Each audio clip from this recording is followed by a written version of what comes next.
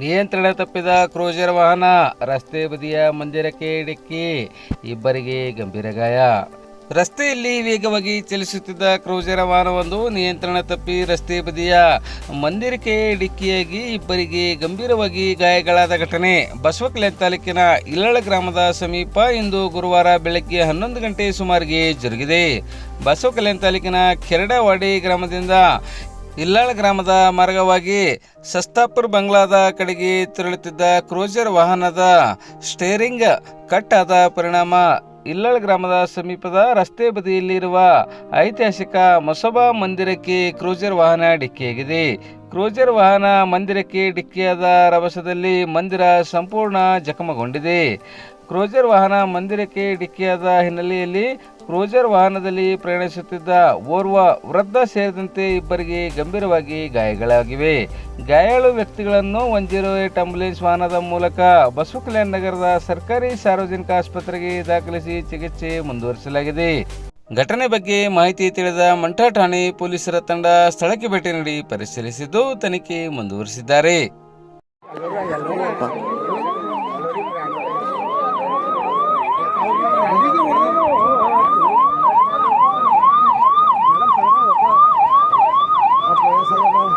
ವಯಸ್ಸಾಗ್ಯದ ಮುತ್ಯಾಗ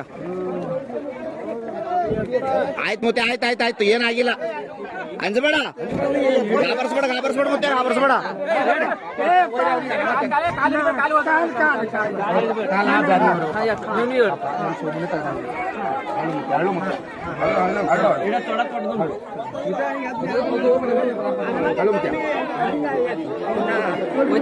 driver ನೀನೇನಾ ಯಾವೂರ ಕೇಳ್ವಾಡಿ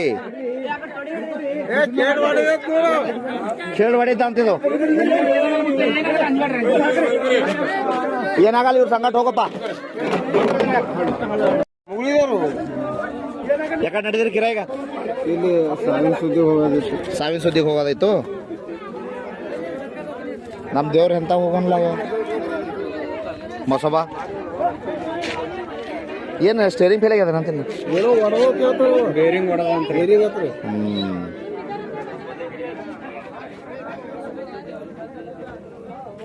AP passing ಅದ ರೀ ಈ ಗಾಡಿ.